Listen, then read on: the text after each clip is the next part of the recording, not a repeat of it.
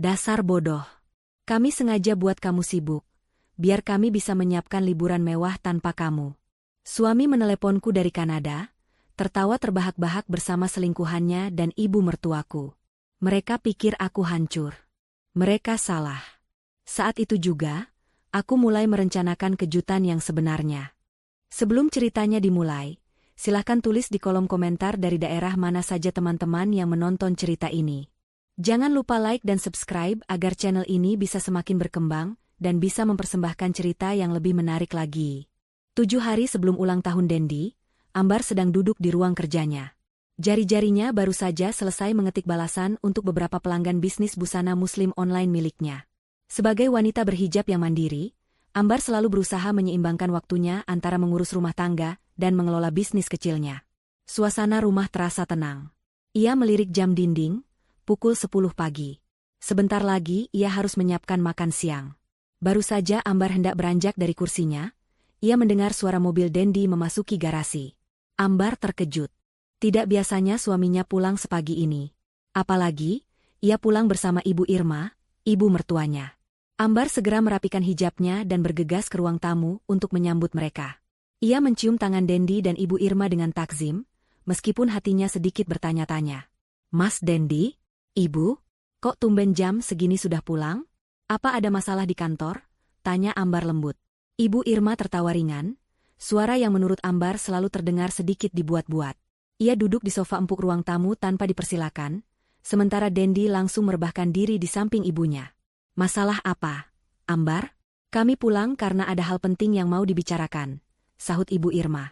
Mata tuanya menatap Ambar dari atas ke bawah. Kamu kelihatannya santai sekali, ya? Bisnis online kamu lancar? Ambar tersenyum kaku. Alhamdulillah, Bu. Berkat doa ibu juga. Memangnya ada hal penting apa? Dendi yang sedari tadi diam, akhirnya membuka suara. Minggu depan, aku ulang tahun, Bar. Ambar mengangguk. Tentu saja ia ingat. Ia bahkan sudah menyiapkan sebuah kado sederhana namun berkesan yang ia beli dari hasil bisnisnya sendiri.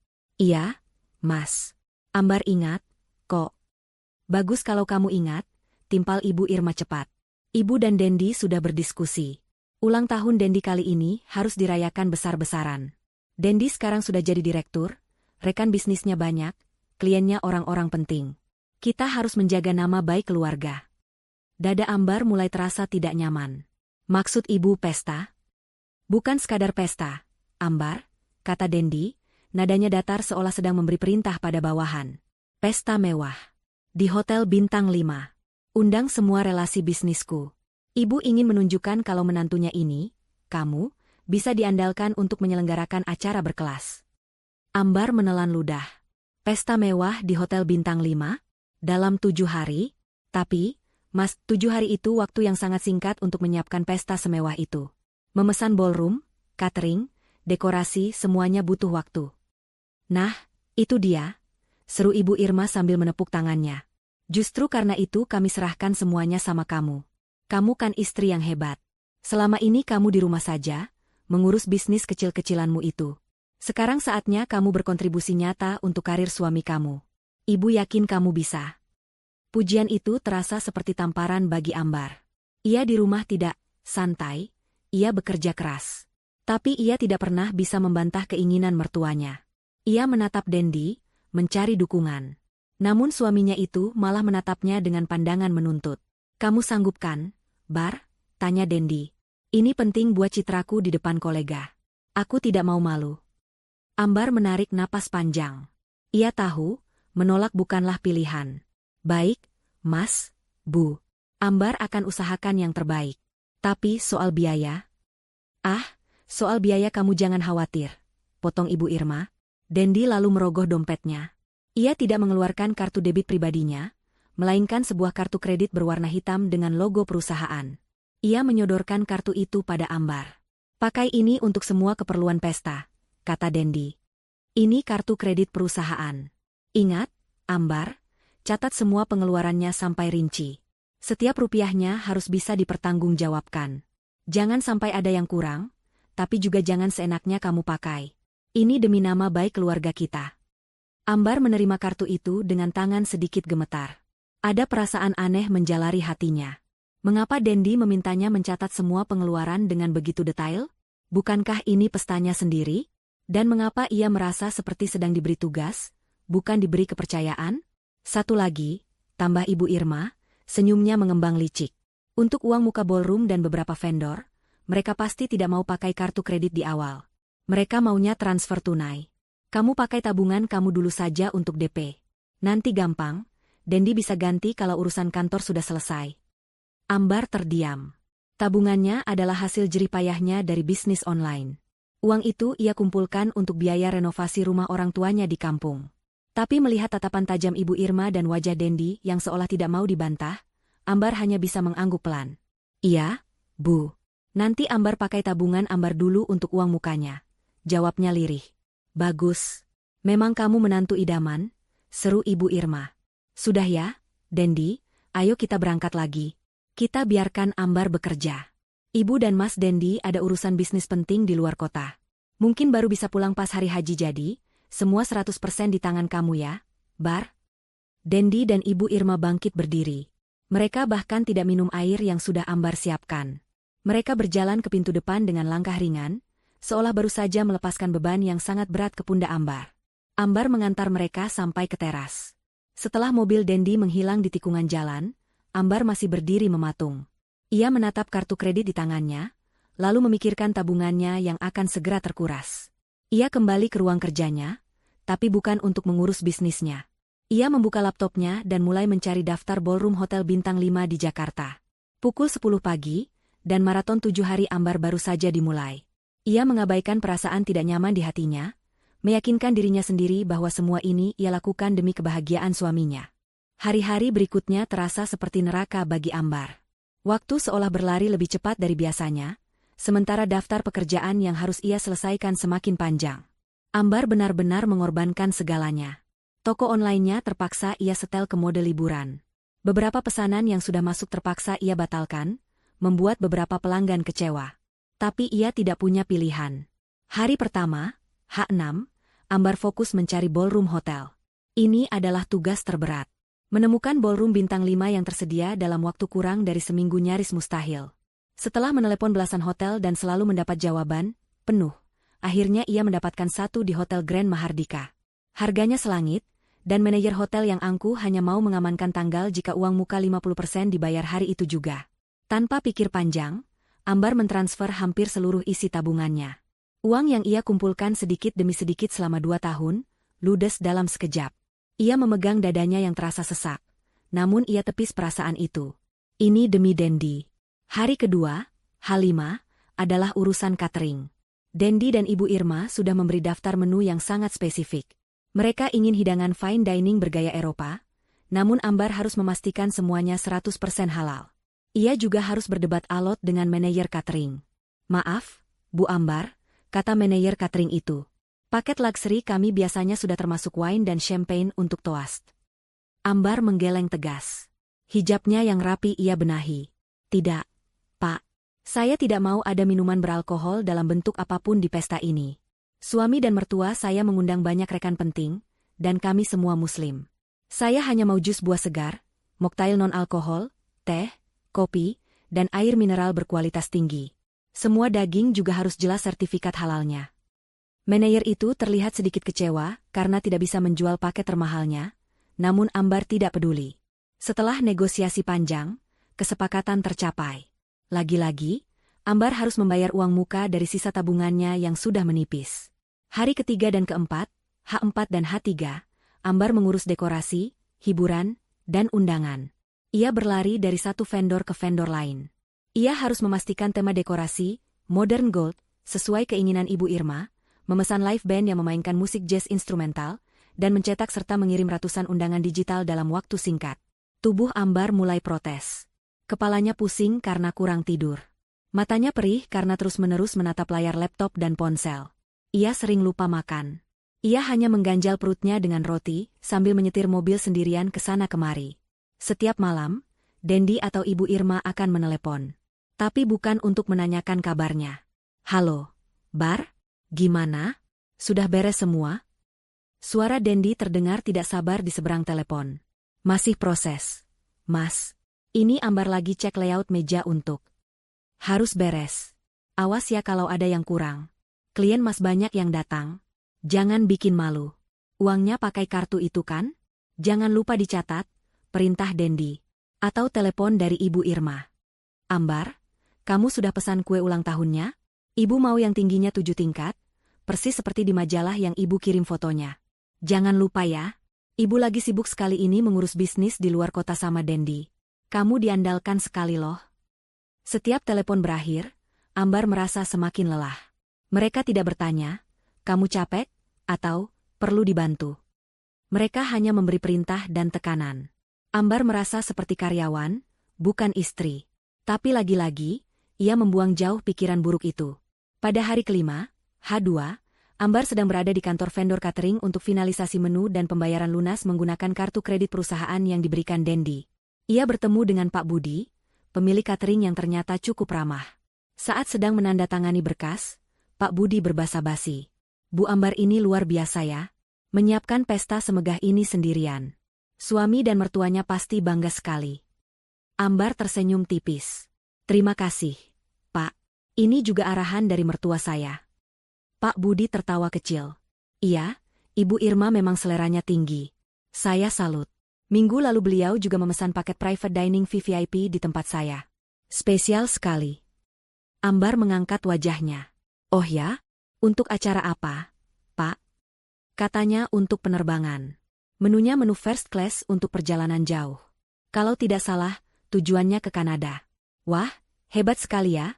Klien bisnisnya sampai diuruskan begitu, kata Pak Budi dengan polos. Jantung Ambar berdebar sedikit kencang. Kanada? Bukankah Ibu Irma dan Dendi bilang mereka sibuk bisnis di luar kota? Kenapa memesan makanan untuk penerbangan ke Kanada? Mungkin untuk kliennya, Pak, kata Ambar, mencoba menenangkan dirinya sendiri. Oh, tentu saja, Bu. Pasti untuk klien penting, sahut Pak Budi tanpa curiga. Ambar menyelesaikan administrasinya dengan pikiran kalut. Malam itu, ia memberanikan diri menelepon Ibu Irma. Perasaannya tidak enak. Halo, Bu? Ada apa lagi, Ambar? Ibu baru saja mau istirahat, sahut Ibu Irma dengan nada ketus. Maaf, Bu. Ambar cuma mau tanya. Tadi Ambar ketemu Pak Budi dari catering. Katanya ibu pesan makanan untuk penerbangan ke Kanada. Apa itu untuk klien, Bu? Terdengar tawa keras dan mengejek dari seberang telepon. Ya ampun, Ambar. Kamu ini ada-ada saja. Tentu saja untuk klien VVIP-nya Dendi. Masa ibu yang pergi? Kamu ini jangan banyak pikiran aneh-aneh. Pikiran kamu itu dipakai untuk mengurus pesta saja. Jangan sampai gagal. Panggilan itu langsung ditutup oleh Ibu Irma. Ambar terdiam memegang ponselnya. Ia merasa bodoh. Tentu saja untuk klien. Mana mungkin Dendi dan Ibu Irma pergi ke Kanada tanpa memberitahunya? Ia menyalahkan dirinya sendiri. Pasti ia terlalu lelah sehingga pikirannya jadi negatif. Ambar menarik napas dalam-dalam. Fokus, Ambar. Tinggal 2 hari lagi. Semua harus sempurna, gumamnya pada diri sendiri. Ia kembali bekerja, mengabaikan rasa lelah dan firasat buruk yang mulai menggerogoti hatinya. Ia harus membuat Dendi bangga. Pagi di hari ulang tahun Dendi. Pukul 9 pagi. Ambar berdiri di tengah ballroom Hotel Grand Mahardika. Matanya yang lelah menatap sekeliling dengan sisa-sisa rasa bangga. Semuanya sempurna. Benar-benar sempurna. Tema, Modern Gold, yang diminta Ibu Irma terwujud dengan megah. Kain-kain satin berwarna emas dan putih gading menjuntai anggun dari langit-langit yang tinggi. Di setiap meja bundar, rangkaian bunga lili putih dan mawar emas pucat dirangkai dengan presisi. Karpet merah tebal tergelar dari pintu masuk utama menuju panggung kecil, tempat live band jazz sedang melakukan pengecekan suara terakhir. Alunan saksofon yang lembut terdengar samar, menguji akustik ruangan. Di sudut kanan, kue ulang tahun 7 tingkat berdiri kokoh, persis seperti foto majalah yang dikirim Ibu Irma. Di sudut lain, tim catering halal yang ia pilih dengan susah payah sedang menata buffet fine dining. Aroma rosemary roasted lamb dan truffle pasta yang lezat mulai menguar, bercampur dengan wangi bunga segar. Ambar merapikan hijab sutra berwarna krem yang ia kenakan. Ia memakai gaun terbaiknya, yang ironisnya adalah salah satu desain dari lini bisnisnya yang ia siapkan untuk Idul Fitri tahun depan.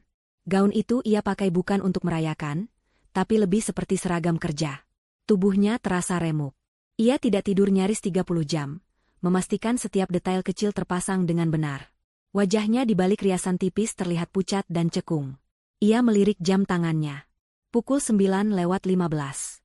Para tamu undangan, ratusan kolega bisnis penting Dendi, akan mulai berdatangan pukul 10 pagi untuk acara brunch mewah ini. Tapi Dendi dan Ibu Irma belum juga terlihat. Mereka bilang akan pulang dari luar kota pagi ini dan langsung menuju hotel. Ambar mengambil ponselnya. Ia menekan nomor Dendi. Panggilan itu tersambung, namun tidak diangkat. Hanya nada dering. Ia mencoba lagi. Masih sama. Hatinya mulai sedikit resah.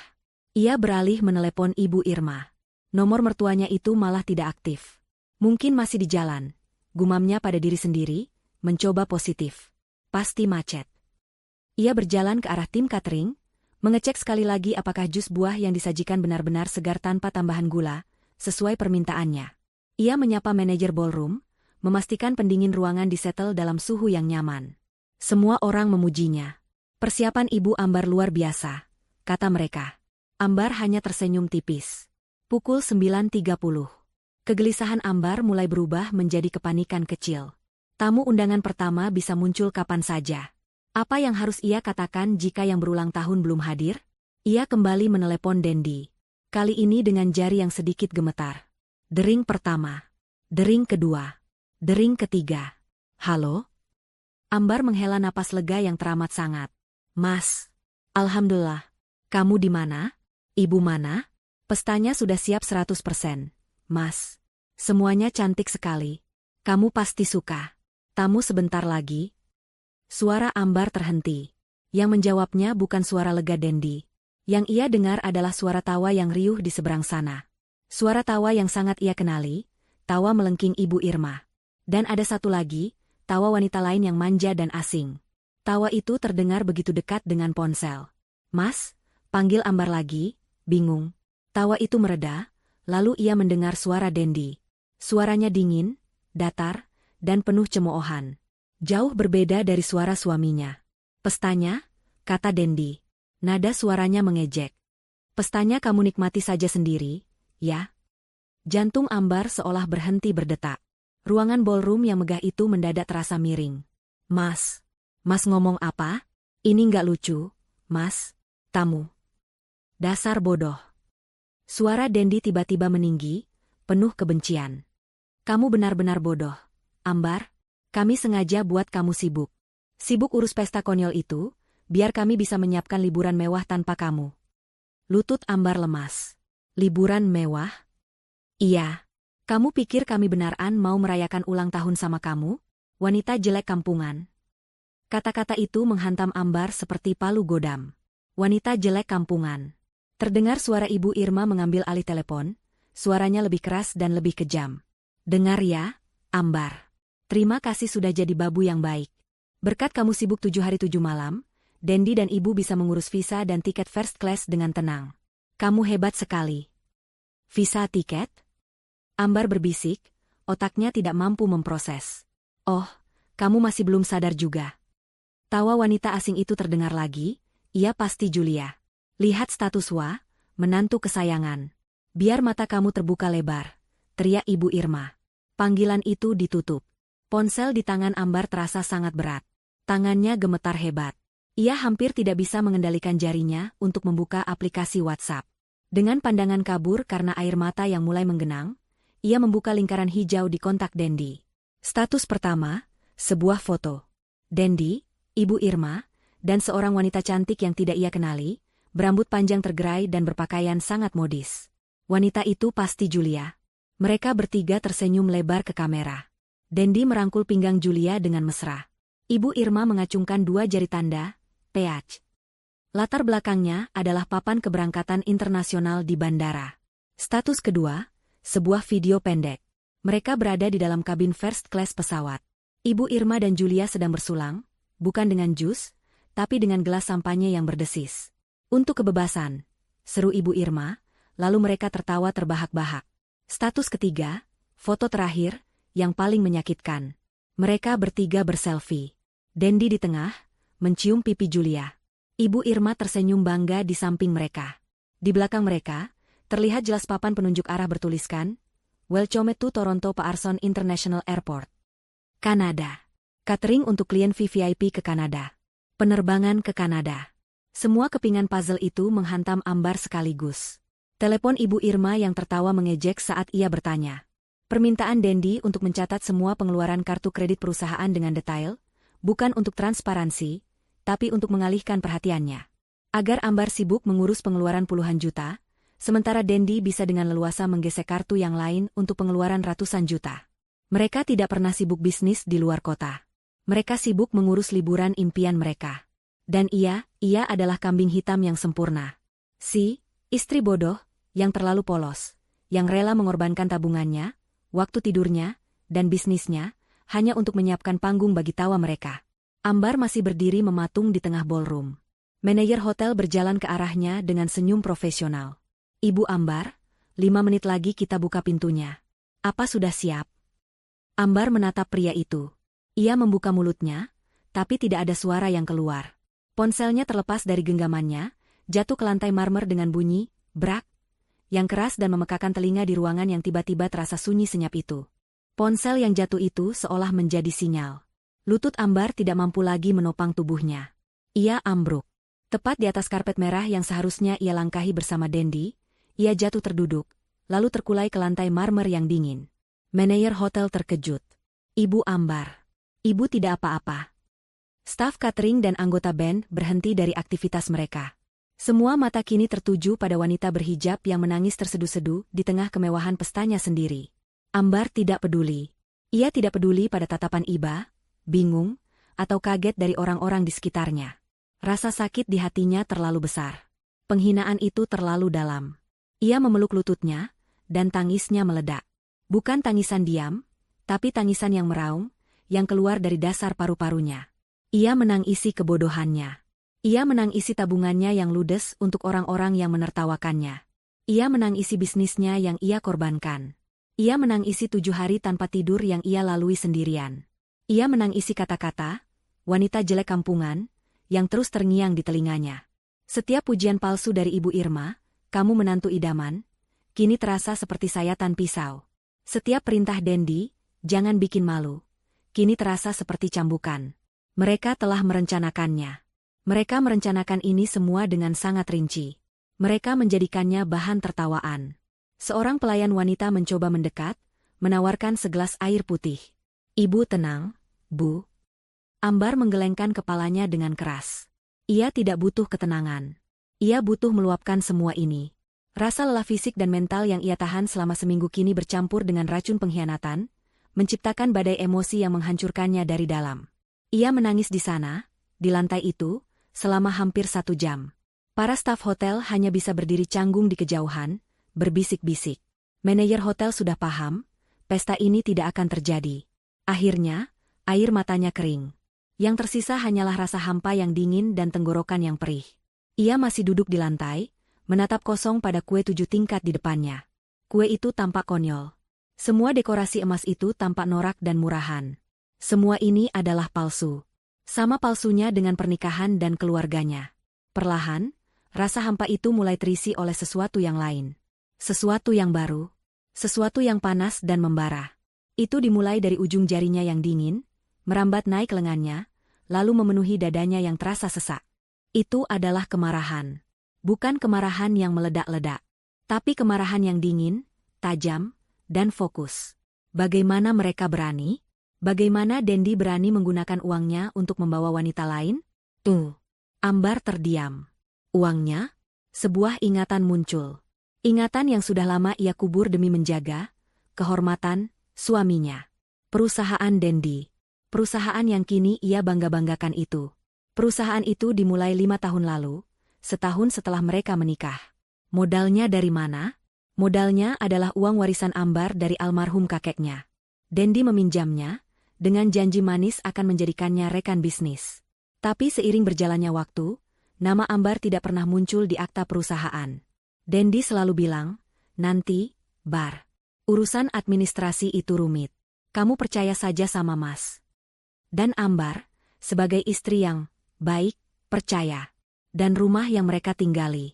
Ambar ingat ayahnya menjual sebidang tanah warisan untuk membantunya membayar uang muka rumah mewah itu. Biar kamu nggak direndahkan mertuamu, nak, kata ayahnya waktu itu. Tapi lagi-lagi, nama Dendi yang tercantum sendirian di sertifikat. Alasannya, biar gampang urusan bar. Ambar mengepalkan tangannya. Dasar bodoh, bisik Dendi di telepon tadi. Ya, bisik Ambar pada dirinya sendiri. Aku memang bodoh. Tapi tidak lagi.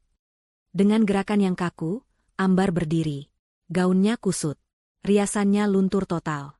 Tapi tatapan matanya sudah berubah. Tidak ada lagi kelembutan atau kepolosan di sana. Yang ada hanya baja. Ia berjalan melewati para staf yang menatapnya. Ia tidak mengatakan apa-apa. Ia berjalan lurus ke kamar kecil VIP yang disediakan untuknya. Ia mengunci pintu. Ia menatap pantulan dirinya di cermin besar. Seorang wanita yang hancur. Merah, bengkak, kacau.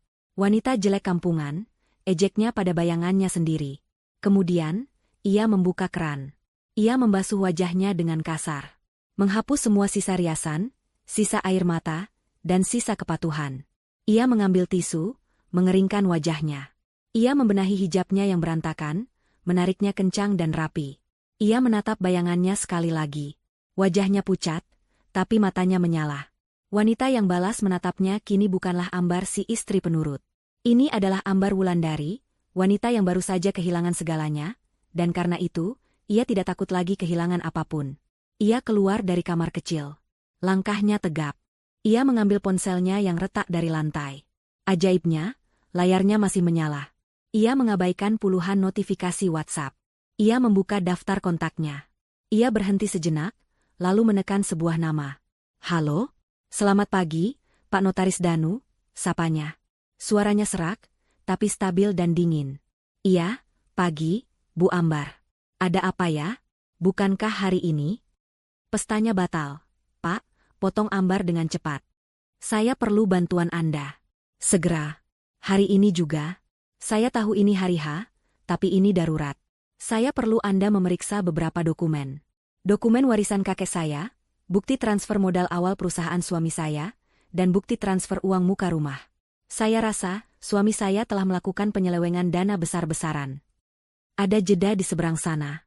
Bu Ambar, ini tuduhan serius. Saya tahu. Dan saya punya firasat. Dia menggunakan kartu kredit perusahaan untuk kepentingan pribadi yang sangat besar di luar negeri. Saya perlu Anda menghubungi Pak Bima dari Bank Sentosa. Segera. Saya akan kirimkan semua buktinya ke kantor Bapak sekarang juga.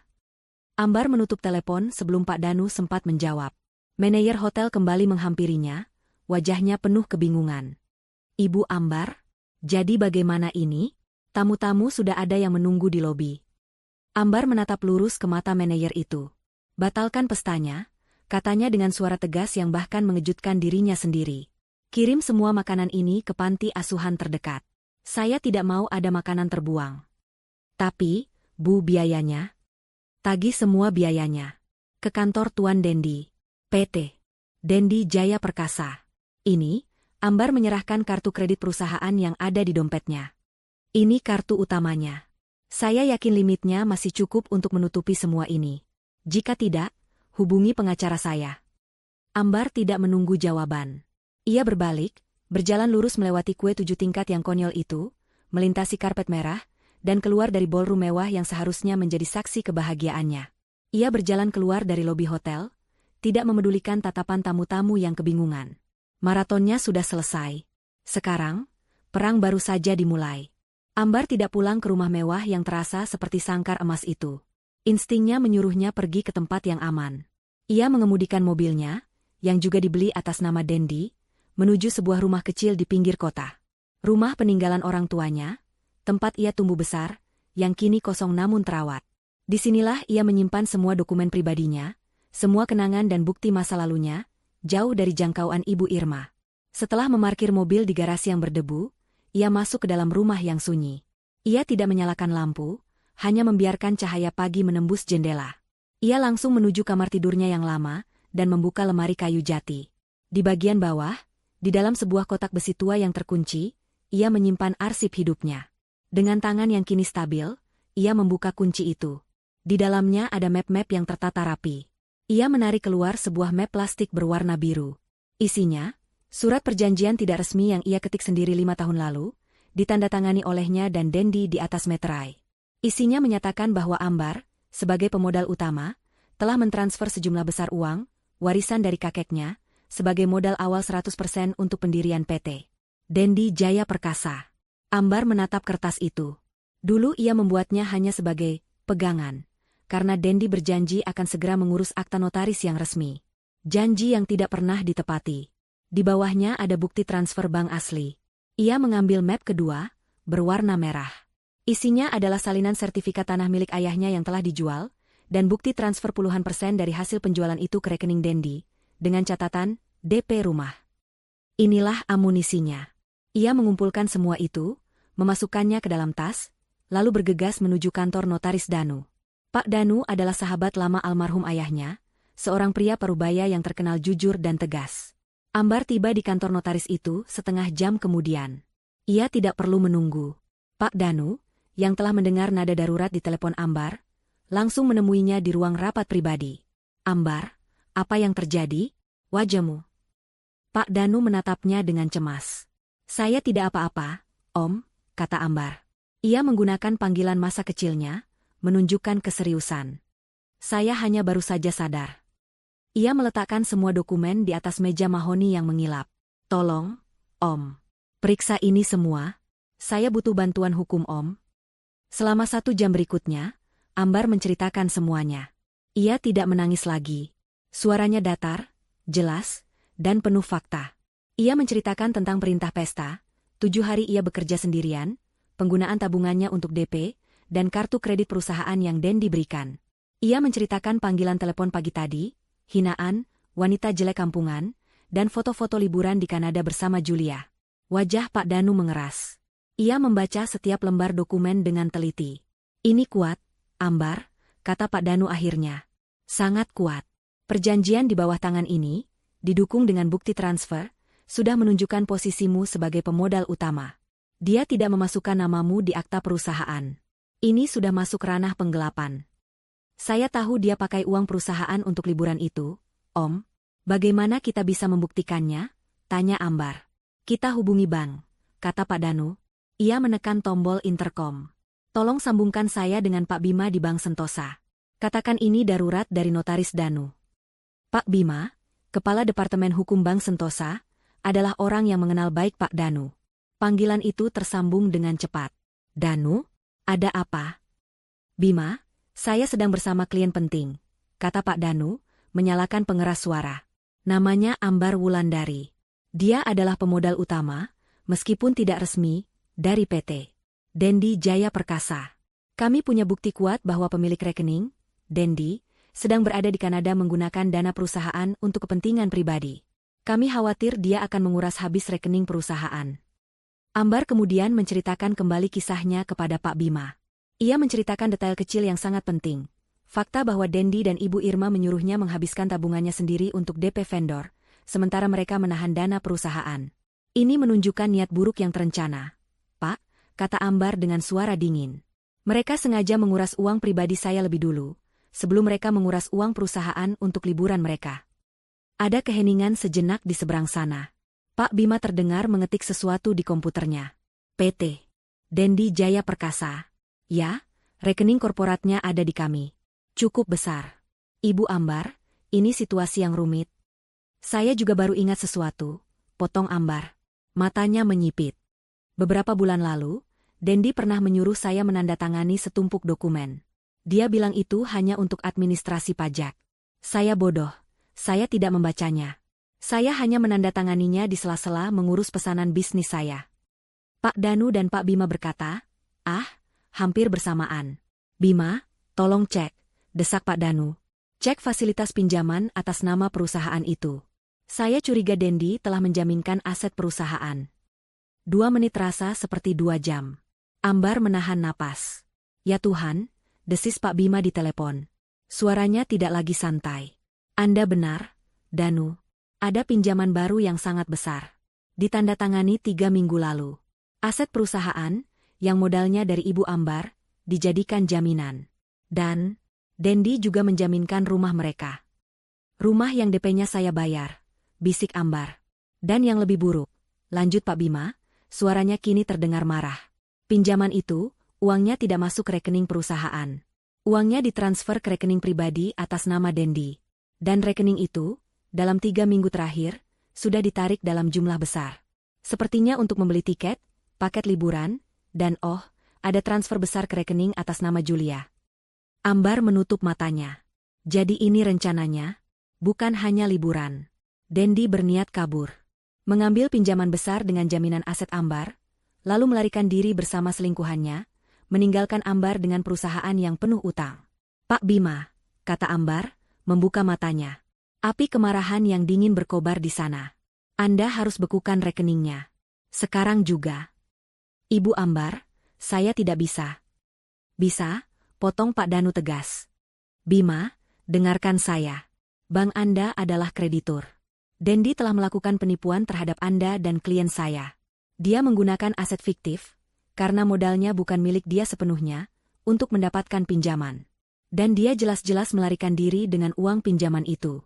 Bank Anda punya kepentingan hukum untuk menghentikan ini sekarang juga, sebelum uang Anda ludes.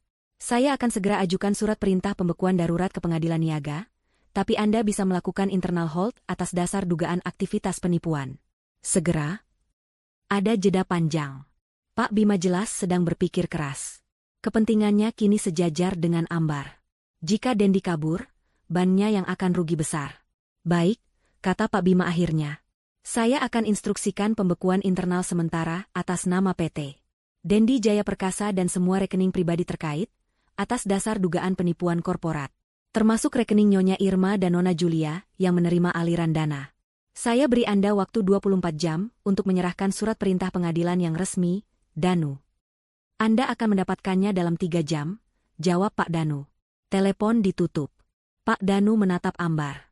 Kejutan yang sebenarnya baru saja dimulai, Ambar. Dia tidak akan bisa menggunakan 1 sen pun uang itu. Ambar mengangguk pelan. Ia tidak merasa lega. Ia tidak merasa menang. Ia hanya merasa kosong. Tapi ia tahu apa yang harus ia lakukan. Om Danu, tolong urus semuanya, katanya sambil berdiri. Saya serahkan penuh pada Om.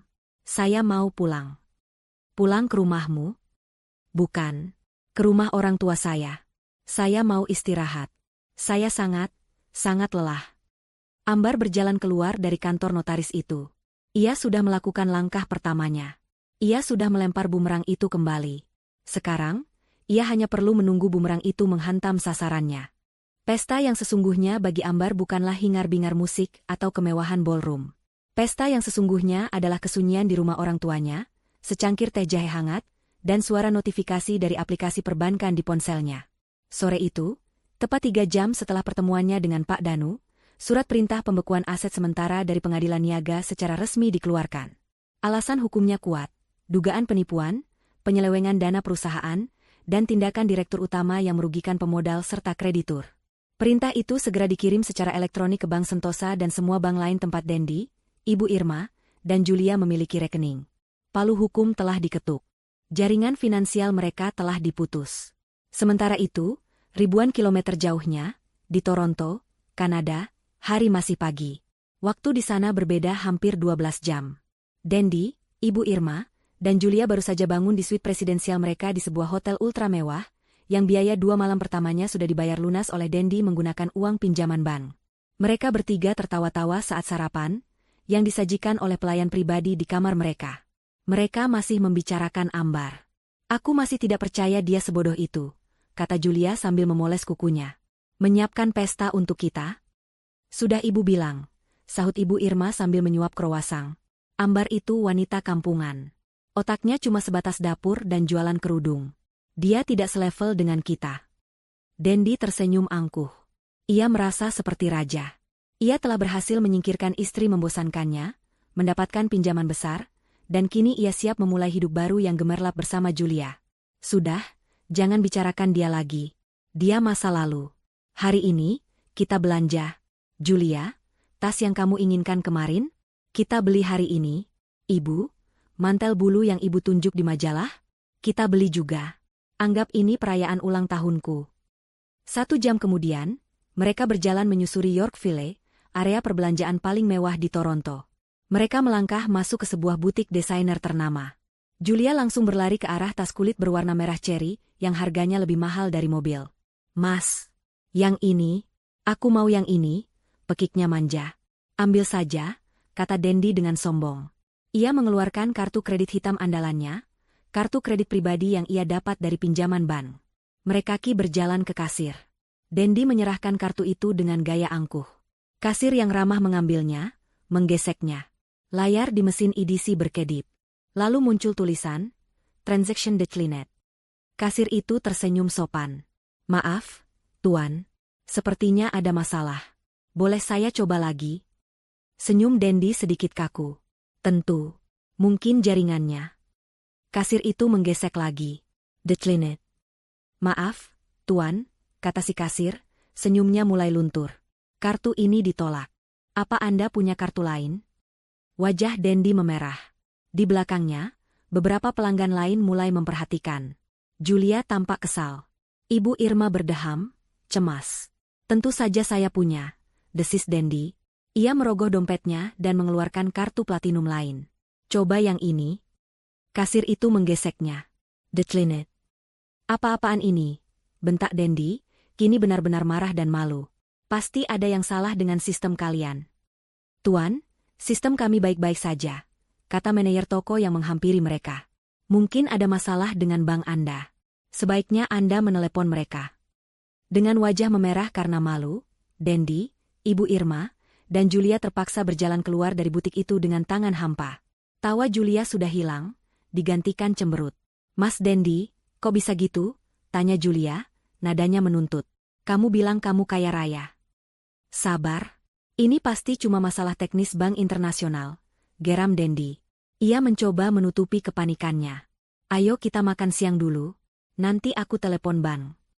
Mereka masuk ke sebuah restoran fine dining yang sudah mereka pesan. Setelah memesan makanan dan minuman mahal, Dendi mencoba lagi menelepon bank. Panggilannya tidak tersambung ke layanan internasional. Jantungnya mulai berdebar kencang. Saat makanan penutup disajikan, pelayan datang membawa tagihan. Dendi menyerahkan kartu debitnya. 5 menit kemudian, pelayan itu kembali dengan wajah datar. "Maaf, Tuan, kartu ini juga ditolak." Seluruh restoran seolah terdiam. Dendi kini berkeringat dingin. Ibu Irma pucat pasi. "Coba ini." Ibu Irma menyodorkan kartunya sendiri. "Ditolak." "Mas," desis Julia, kini benar-benar panik. "Bagaimana kita akan bayar ini?" Dendi akhirnya terpaksa mengeluarkan semua uang tunai dolar Kanada yang ia bawa di dompetnya. Uang itu ia siapkan untuk tip. Jumlahnya pas-pasan untuk membayar tagihan, tanpa menyisakan sepeser pun untuk tip, yang membuat pelayan menatap mereka dengan pandangan menghina. Mereka keluar dari restoran itu. Keangkuhan Dendi sudah lenyap.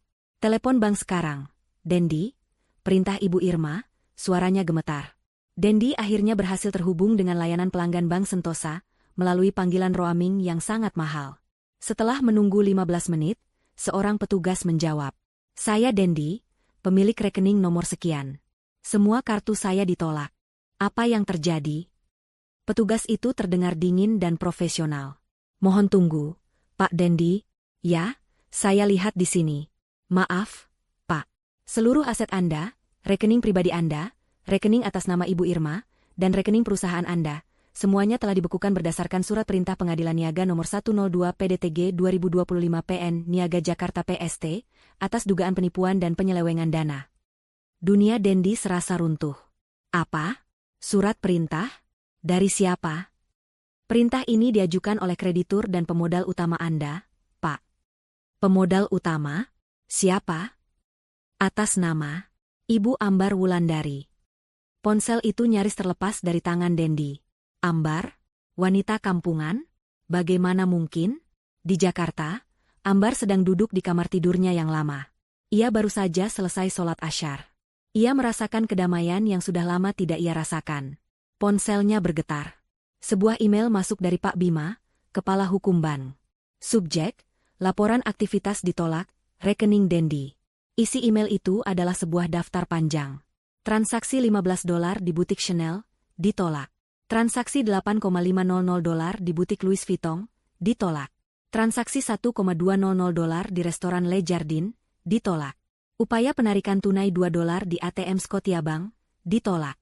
Upaya penarikan tunai $2 di ATM RBC, ditolak. Ambar membaca daftar kegagalan suaminya itu satu persatu. Ia membayangkan wajah panik Dendi, wajah murka Ibu Irma, dan wajah kecewa Julia. Sebuah senyuman tipis, yang dingin namun sangat puas, tersungging di bibirnya. Ia menutup email itu. Ia lalu membuka laptop lamanya dan masuk ke akun toko online busana muslim miliknya. Ia mengubah status toko dari liburan menjadi aktif. Ia mulai menjawab pertanyaan pelanggan yang tertunda. Pesta pembalasannya baru saja dimulai. Dan ia menikmatinya. Telepon itu masih menempel di telinga Dendi, lama setelah panggilan terputus. Suara dingin petugas bank itu terngiang-ngiang. Dibekukan atas perintah Ibu Ambar Wulandari. Wajah Dendi yang tadi memerah karena malu, kini pucat pasi seperti mayat. Ia menatap Ibu Irma dan Julia, yang juga menatapnya dengan bingung. Mas? Dendi? Ada apa? Tanya Julia, suaranya mulai terdengar jengkel.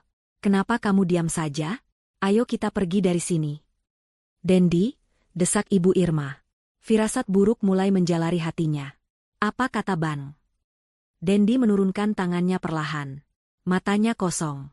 Dibekukan, bisiknya. Apa yang dibekukan? Tanya Ibu Irma, tidak sabar. Semuanya. Dendi tiba-tiba berteriak. Ia berteriak begitu keras di jalanan Yorkville yang mewah itu, membuat beberapa pejalan kaki menoleh kaget. Semua rekening, kartu kredit, rekening ibu, rekening Julia, semuanya dibekukan. Ibu Irma terhuyung. Ia harus berpegangan pada etalase toko di belakangnya. Tidak mungkin. Siapa yang berani? Ambar, raung Dendi. Ia seperti binatang yang terluka. Perempuan kampungan itu. Ambar yang melakukannya. Julia tertawa. Tawa yang terdengar gugup dan tidak percaya. Mas, kamu jangan bercanda. Mana mungkin Ambar? Perempuan berhijab yang lugu itu? Dia bahkan tidak tahu caranya mengurus bank. Kamu pasti salah dengar. Aku tidak salah dengar. Bentak Dendi, mencengkeram lengan Julia dengan keras. Dia membekukan semuanya atas nama dia. Pemodal utama. Dia bilang dia pemodal utama. Cengkeraman Dendi terlalu keras, membuat Julia meringis kesakitan. Lepas, Mas. Sakit. Apa maksudmu pemodal utama? Tapi Dendi tidak menjawab. Otaknya berputar cepat, mencoba mencerna sesuatu yang tidak masuk akal. Ambar. Warisan kakeknya. Dokumen yang ia tanda tangani. Rumah yang DP-nya dari uang Ambar. Pinjaman bank. Ya Tuhan. Dia ingat sekarang. Dia ingat semua perjanjian kecil yang ia remehkan, semua tanda tangan yang ia minta dari Ambar. Dia pikir Ambar bodoh. Ternyata Ambar hanya sedang mengumpulkan bukti. Kurang ajar, desis Ibu Irma. Wajahnya kini penuh kebencian. Berani-beraninya dia akan ibu buat perhitungan nanti. Ayo, Dendi, kita pulang. Kita harus pulang sekarang dan memberi pelajaran pada perempuan itu. Ibu Irma mulai berjalan tergesa-gesa, seolah ia bisa langsung memesan tiket pesawat. Pulang? Dendi tertawa, tawa yang terdengar gila. Pulang pakai apa, Bu? Kita tidak punya uang. 1 sen pun tidak. Uang tunai kita habis untuk membayar restoran sialan tadi. Langkah Ibu Irma terhenti. Julia terdiam. Mereka bertiga berdiri kaku di trotoar yang sibuk itu. Angin musim gugur di Toronto berhembus cukup kencang, menerbangkan rambut Julia dan membuat syal mahal Ibu Irma berantakan. Mereka kedinginan. Dan untuk pertama kalinya, mereka merasa takut. Pasti masih ada sisa, kata Julia panik, sambil memeriksa dompet kecilnya. Uangku, oh, tidak, aku tidak bawa uang tunai banyak. Aku pikir kamu yang bayar semuanya, Mas. Aku juga, sahut Ibu Irma. Uang tunai ibu hanya beberapa lembar dolar, tidak cukup untuk taksi ke bandara. Mereka bertiga terdiam, saling pandang. Kepanikan yang sesungguhnya mulai melanda. Hotel, kata Dendi tiba-tiba. Kita kembali ke hotel. Paling tidak kita masih punya kamar sampai besok. Kita bisa pikirkan cara dari sana. Itu satu-satunya harapan mereka. Mereka berjalan kaki kembali ke hotel ultra mewah mereka. Perjalanan yang tadi pagi terasa angkuh dan penuh tawa, kini terasa berat dan penuh kehinaan. Mereka tidak lagi melihat-lihat etalase, mereka hanya menunduk dan berjalan cepat. Mereka tiba di lobi hotel yang megah. Dendi berjalan ke lift, tapi Ibu Irma menghentikannya. Kunci kita, Dendi. Kunci kita ada di tas Julia yang tertinggal di restoran tadi. Dendi menggeram marah. Ia berjalan ke meja resepsionis dengan langkah menghentak, berusaha terlihat tenang. Saya Dendi. Kamar Presidential Suite. Kunci kami tertinggal. Resepsionis itu tersenyum sopan, namun matanya dingin. Ia mengetik sesuatu di komputernya. Ah, Tuan Dendi. Benar. Mohon tunggu sebentar. Resepsionis itu berbicara pelan ke telepon, dan beberapa saat kemudian, seorang manajer berjas rapi menghampiri Dendi. Selamat sore, Tuan Dendi, kata manajer itu. Suaranya ramah, tapi tidak ada kehangatan. Kami menerima pemberitahuan dari bank Anda. Ada penolakan pembayaran untuk tagihan Anda hari ini, termasuk layanan kamar dan minibar yang Anda gunakan pagi tadi. Darah serasa surut dari wajah Dendi. Itu pasti kesalahan. Bank saya sedang ada masalah teknis. Mungkin saja, Tuan, kata manajer itu. Namun, kebijakan hotel kami sangat ketat. Mengingat tagihan Anda yang sudah ditolak dan juga adanya peringatan penipuan dari pihak bank Anda, dengan sangat menyesal kami harus membatalkan sisa masa tinggal Anda. Kami juga harus meminta Anda untuk melunasi tagihan yang tertunggak untuk hari ini sebelum Anda pergi. Pergi? Suara Ibu Irma melengking. Kamu mengusir kami? Manajer itu menatap Ibu Irma. Kami hanya menjalankan prosedur, Nyonya. Total tagihan Anda untuk hari ini adalah $1.200. $1.200. Mereka bahkan tidak punya $20. Saya akan bayar, kata Dendi, suaranya bergetar karena marah dan malu. Tapi nanti, beri saya waktu. Saya harus menghubungi bank saya. Maaf, Tuan. Pembayaran harus dilakukan sekarang. Jika tidak, manajer itu memberi isyarat, dan dua petugas keamanan hotel yang bertubuh besar muncul di belakangnya. Jika tidak, kami terpaksa meminta Anda mengosongkan kamar Anda saat ini juga. Barang-barang Anda akan kami tahan sampai pembayaran lunas. Jangan sentuh barang-barang kami, pekik Julia. Tas-tas belanjaannya ada di kamar itu. Ini penghinaan, teriak Ibu Irma. Anda tahu siapa kami? Kami tahu Anda adalah tamu yang tidak bisa membayar tagihan, kata manajer itu dengan dingin. Anda punya waktu 30 menit untuk mengemasi barang-barang pribadi Anda. Petugas kami akan mengantar Anda ke kamar. Setelah itu, Anda harus meninggalkan properti hotel ini. Dendi, Ibu Irma, dan Julia tidak punya pilihan. Diantar oleh dua petugas keamanan, mereka diantar ke suite mewah mereka melalui lift barang. Pemandangan yang dilihat Ambar di status WhatsApp mereka kini menjadi penjara mereka. Mereka mengemasi barang-barang mereka dengan panik. Tawa sudah hilang.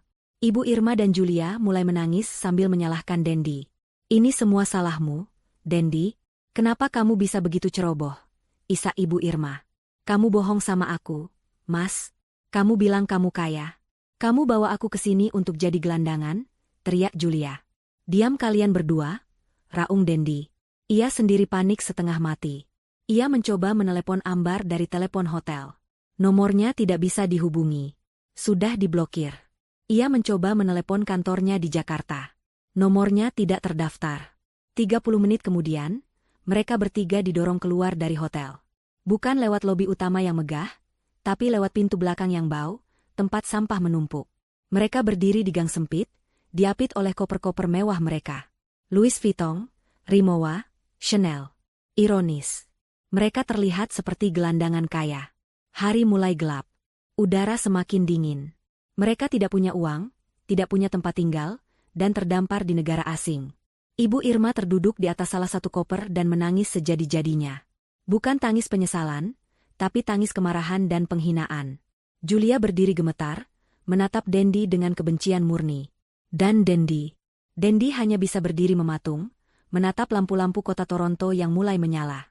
Lampu-lampu yang tadinya terlihat indah, kini terlihat mengejeknya.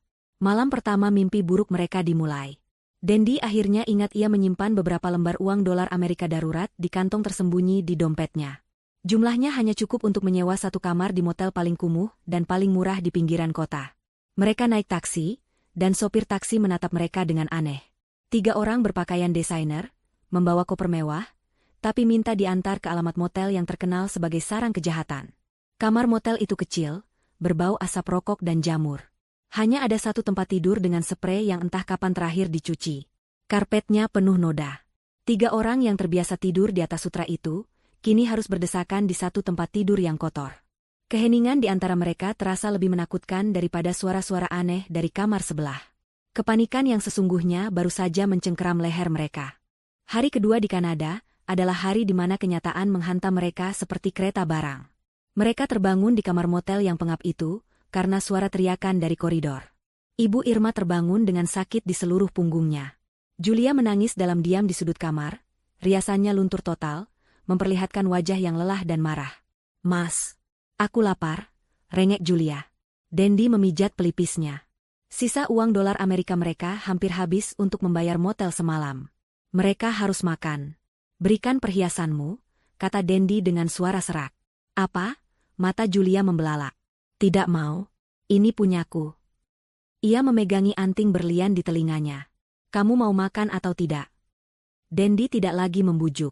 Ia maju dan menarik paksa anting itu dari telinga Julia, membuatnya menjerit kesakitan. "Dendi, kamu gila!" teriak Ibu Irma, mencoba melerai. "Diam, Bu," bentak Dendi. "Ini semua salah Ibu juga.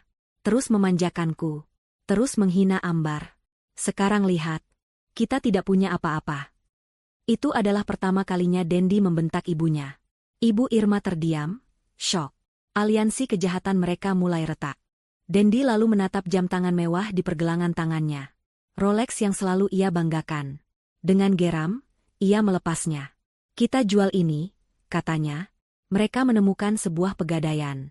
Pemilik toko, melihat 3 orang yang tampak putus asa dengan pakaian mahal namun kotor, tahu ia berada di atas angin. Ia menertawakan anting berlian Julia, menyebutnya palsu. Ia menghargai Rolex Dendi dengan harga yang sangat murah, 1/10 dari harga aslinya. "Ini perampokan," seru Dendi. "Ambil atau tinggalkan," kata pemilik toko itu sambil mengangkat bahu. Dengan tangan gemetar, Dendi menerima uang tunai itu.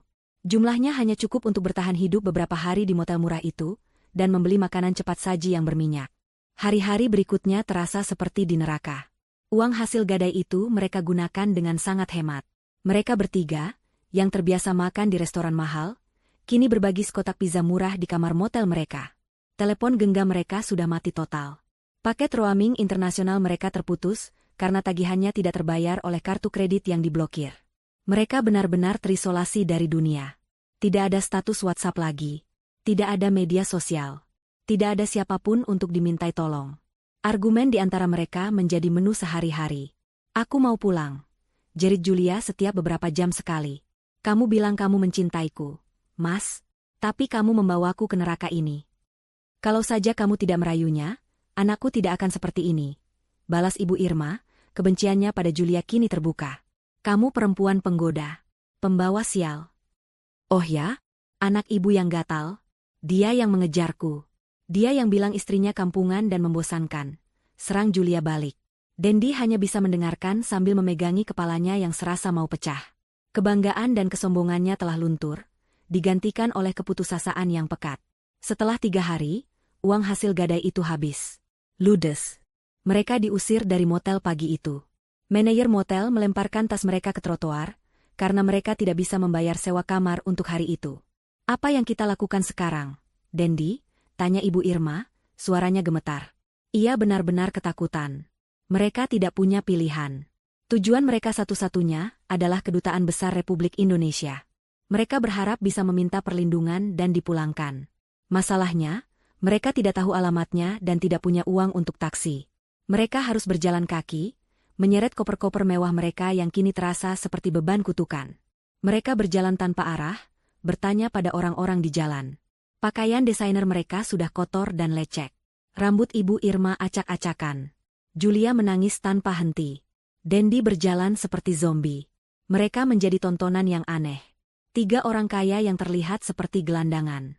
Setelah berjalan berjam-jam, mereka akhirnya menemukan sebuah perpustakaan umum. Mereka masuk hanya untuk menggunakan internet gratis dan mencari alamat kedutaan. Alamatnya mereka dapatkan. Ternyata letaknya sangat jauh, di seberang kota. "Kita harus naik bus," kata Dendi. Mereka berjalan ke halte bus. Ketika bus datang, mereka naik sambil menyeret koper mereka. Sopir bus menatap mereka. Bayar. Dendi merogoh semua sakunya. Kosong. Ibu Irma juga. Julia menggeleng putus asa. Tidak ada uang? Turun, bentak sopir bus itu. Tolong, Pak. Kami dirampok.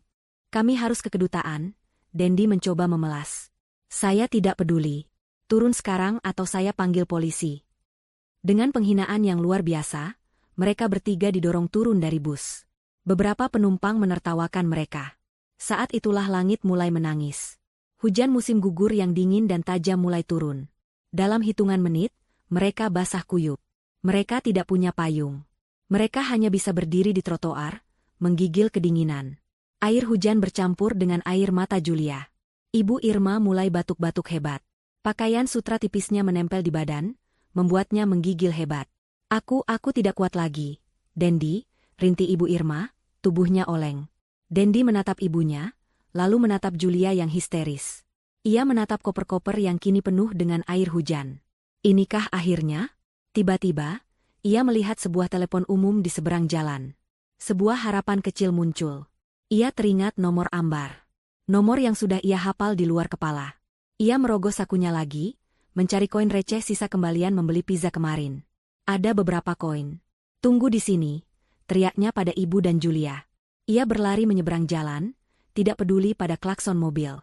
Ia masuk ke bilik telepon yang bau itu, tangannya gemetar hebat memasukkan koin. Ia menekan nomor Ambar. Panggilan itu tersambung. Terdengar nada dering. 1 kali, 2 kali, 3 kali. Ayo, Ambar angkat. Angkat, bodoh, gumamnya panik. Nada dering keempat, kelima, keenam. Lalu panggilan itu beralih ke pesan suara. Dendi membanting gagang telepon.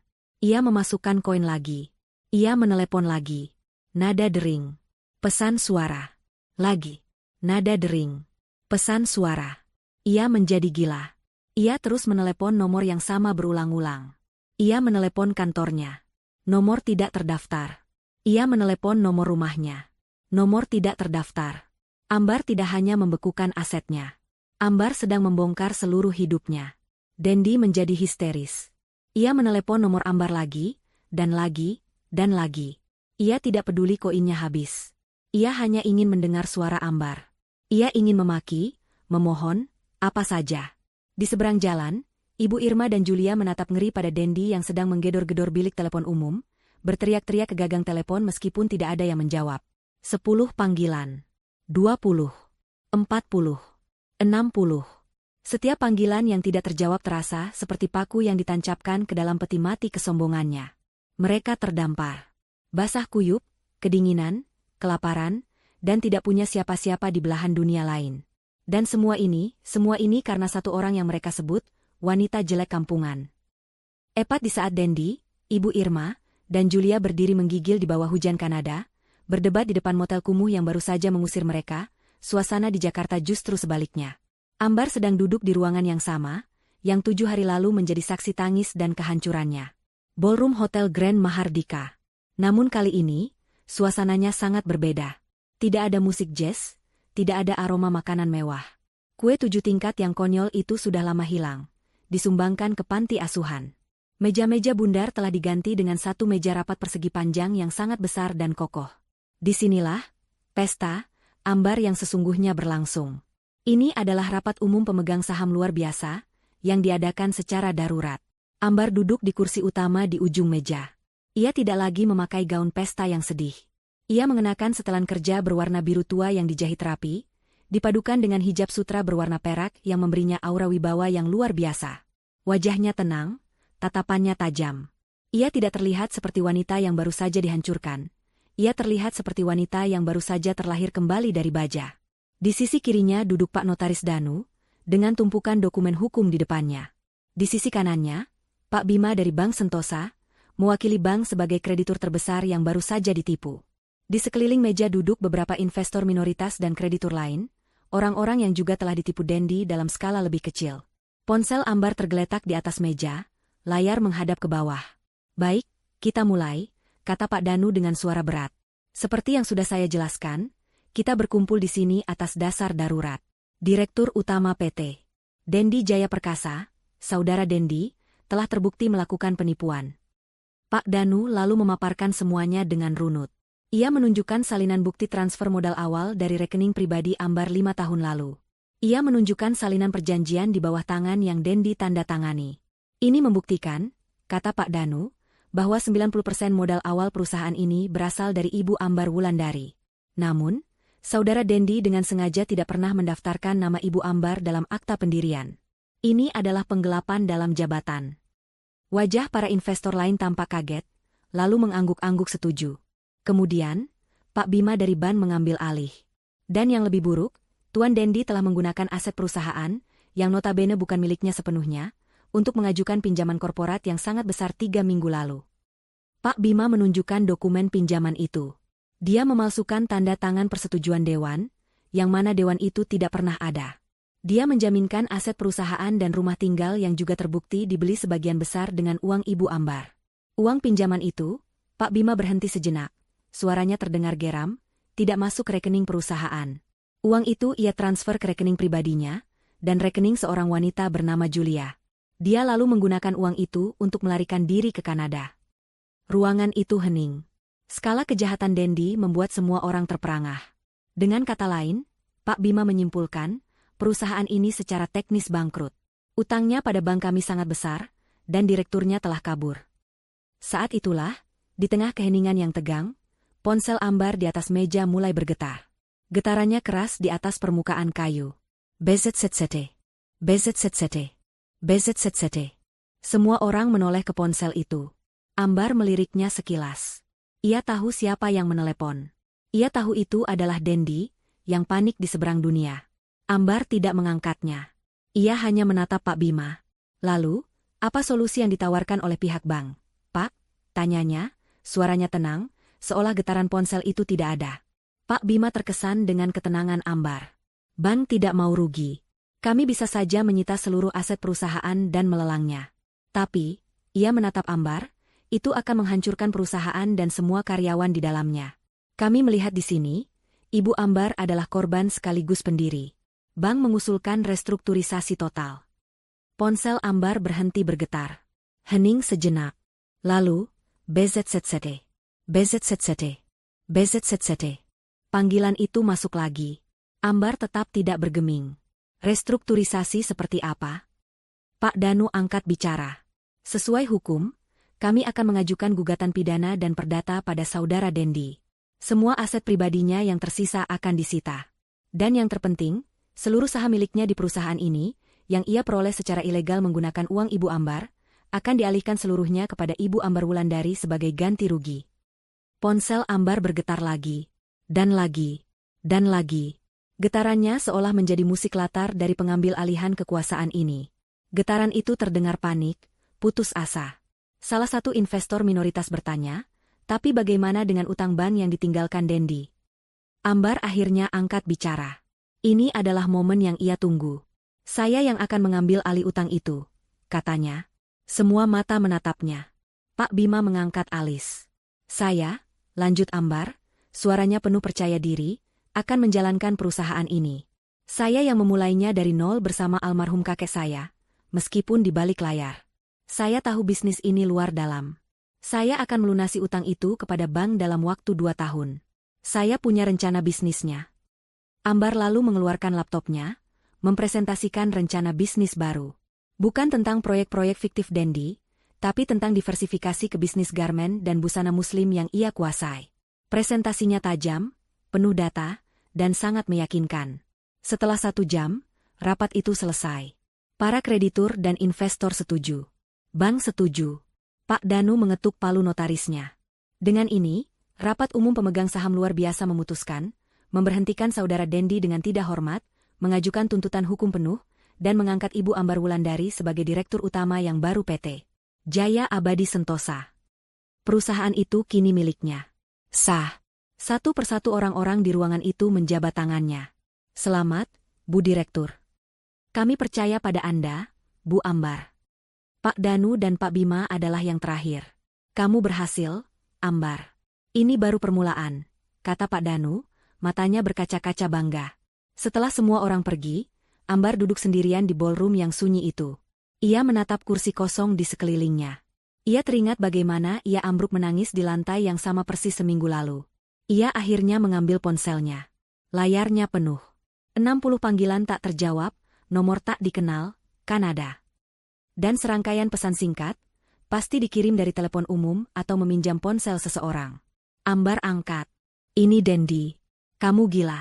Apa yang kamu lakukan? Buka blokirnya. Ambar, aku mohon, kami tidak punya uang. Ibu sakit, Ambar. Kami kedinginan. Kamu akan berdosa kalau ibu sampai kenapa-kenapa. Tolong. Jawab teleponnya, wanita jelek. Pesan terakhir itu membuat Ambar tersenyum tipis. Bahkan dalam keputusasaan, suaminya masih sempat menghinanya. Ia membaca semua pesan itu sekali lagi. Pesan dari pria yang menertawakannya, yang memanggilnya bodoh, yang berencana meninggalkannya dengan tumpukan utang. Jari-jari Ambar yang lentik bergerak di atas layar. Ia mengetik sebuah balasan singkat. Satu kalimat yang sudah ia siapkan sejak ia berdiri dari tangisnya. Ia menekan nomor telepon umum tempat Dendi meneleponnya tadi. Maaf, aku lagi sibuk. Ia menekan tombol kirim. Lalu, ia mematikan ponselnya, berdiri, dan berjalan keluar dari ballroom itu. Langkahnya ringan. Untuk pertama kalinya dalam bertahun-tahun, ia merasa bebas. Seminggu kemudian, sebuah pesawat ekonomi kelas terendah mendarat di Bandara Soekarno-Hatta pada tengah malam. Dari pintu kedatangan internasional, keluar 3 sosok yang sama sekali tidak bisa dikenali sebagai rombongan glamor yang berangkat seminggu lalu. Dendi, Ibu Irma, dan Julia. Mereka berhasil sampai ke Kedutaan Besar Republik Indonesia di Kanada setelah 2 hari berjalan kaki dan mengemis. Mereka diperlakukan sebagai gelandangan. Petugas kedutaan menatap mereka dengan curiga, namun tetap memproses mereka. Mereka diberi surat perjalanan laksana paspor, dokumen darurat pengganti paspor, dan pinjaman dana repatriasi untuk tiket pesawat paling murah. Pinjaman yang harus mereka bayar lunas kepada negara. Perjalanan pulang 24 jam itu adalah siksaan. Mereka duduk di kursi paling belakang, dekat toilet. Pakaian mereka kotor dan bau. Ibu Irma batuk tanpa henti, demamnya tinggi. Julia tidak lagi menangis, matanya kosong dan penuh kebencian. Dendi hanya diam, tatapannya hampa, keangkuhannya telah remuk menjadi debu. Mereka bertiga tidak saling bicara. Aliansi mereka telah hancur berkeping-keping. Setelah mengambil koper-koper mereka, yang kini terlihat lecet dan kotor, mereka berdiri di lobi kedatangan. Sekarang apa? Desis Julia. Suaranya serak. Aku tidak punya uang sepeser pun. Pasporku masih kamu pegang, Dendi. Dendi, tanpa berkata apa-apa, membuka tas ranselnya yang kumuh, mengeluarkan paspor Julia, dan melemparkannya ke lantai di depan kaki Julia. Julia menatap paspor itu, lalu menatap Dendi. Selesai, katanya. Aku selesai denganmu, pria miskin penipu. Julia mengambil paspornya. Ia tidak peduli dengan kopernya. Ia hanya ingin pergi. Ia berjalan cepat ke pintu keluar, menahan taksi pertama yang ia lihat, dan menghilang ke dalam kegelapan malam Jakarta, meninggalkan Dendi dan ibunya begitu saja. Kini tinggallah Dendi dan Ibu Irma. Ayo, Bu, kita pulang, kata Dendi lirih. Mereka menggunakan sisa uang terakhir dari pinjaman kedutaan untuk membayar taksi. Sepanjang perjalanan, Ibu Irma terus meracau. Ini salah perempuan itu. Ambar, dia harus membayar ini. Rumah kita masih punya rumah. Dendi, kita usir dia dari rumah kita. Dendi hanya diam. Ia tahu ini belum berakhir. Pesan singkat. Maaf, aku lagi sibuk, dari Ambar terasa lebih menusuk daripada pisau.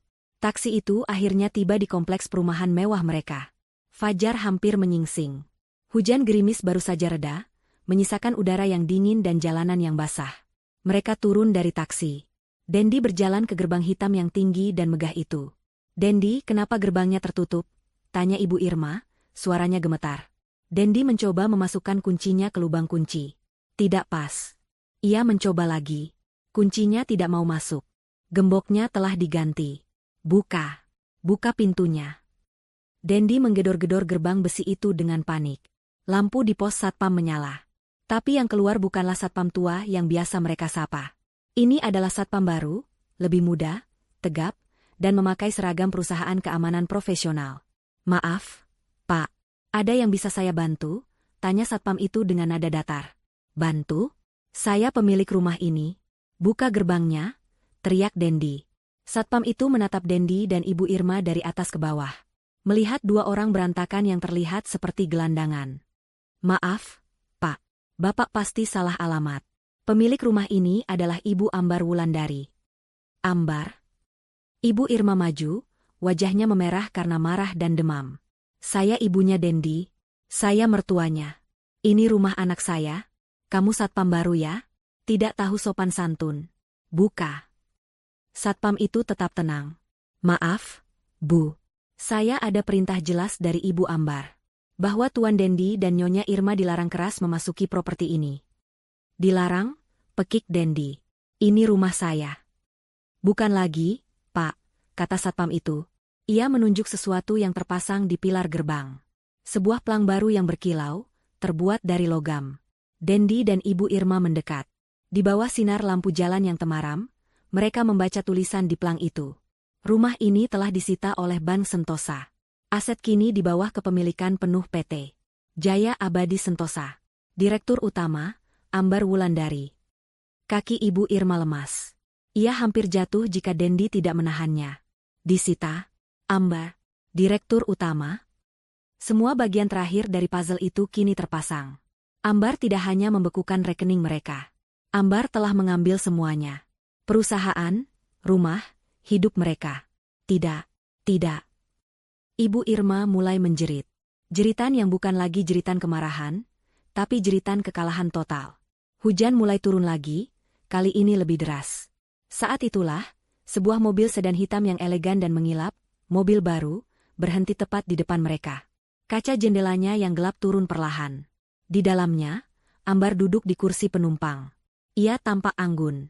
Hijabnya rapi, wajahnya tenang, dan ada senyum tipis yang damai di bibirnya. Ia baru saja pulang dari sholat subuh di masjid dekat kantor barunya. Dendi dan Ibu Irma menatapnya, basah kuyup, hina, dan hancur. Ambar. Dendi melangkah maju, tangannya terulur, suaranya memelas. Ambar, tolong itu Ibu, dia sakit. Ibu Irma hanya bisa menatap menantunya yang kampungan, itu dengan mata terbelalak, tidak bisa berkata apa-apa. Ambar menatap mereka berdua dalam diam selama beberapa detik. Tatapannya dingin, tidak ada lagi cinta, tapi juga tidak ada kebencian. Hanya ada keadilan. Ia memberi isyarat kecil pada sopirnya. Sopir itu turun, membuka bagasi mobil, dan mengeluarkan sebuah tas ransel butut yang sudah sangat kusam. Ransel yang dipakai Dendi saat pertama kali merantau ke Jakarta. Sopir itu melemparkan ransel itu ke trotoar yang basah di depan kaki Dendi. Itu sisa pakaian kalian yang bisa saya temukan, kata Ambar. Suaranya jernih dan tenang, terdengar jelas di antara derai hujan. Selebihnya, termasuk semua pakaian mewah ibu dan barang-barang Julia, sudah saya sumbangkan. Ambar menatap mata Dendi. Selamat menikmati hidup baru kalian. Kaca jendela mobil itu kembali naik dengan mulus. Mobil itu berbelok pelan, melewati gerbang yang dibukakan oleh satpam baru, dan masuk ke halaman rumah yang kini menjadi miliknya. Di luar gerbang, Dendi dan Ibu Irma ditinggalkan berdua di bawah hujan yang semakin deras. Dendi menatap ransel butut yang basah di kakinya. Ia menatap gerbang yang tertutup. Ia menatap ibunya. Dan saat itulah Ibu Irma akhirnya benar-benar hancur. Ia ambruk ke trotoar yang becek, memukul-mukul aspal dengan tangannya. Tidak, tidak. Kembalikan. Kembalikan semuanya. Amba Aa. Ibu Irma menjerit histeris, raungannya bercampur dengan suara hujan dan guntur. Dendi hanya bisa berdiri mematung, basah kuyup, menggigil, dan kosong. Karma telah melunasi tagihannya secara tunai.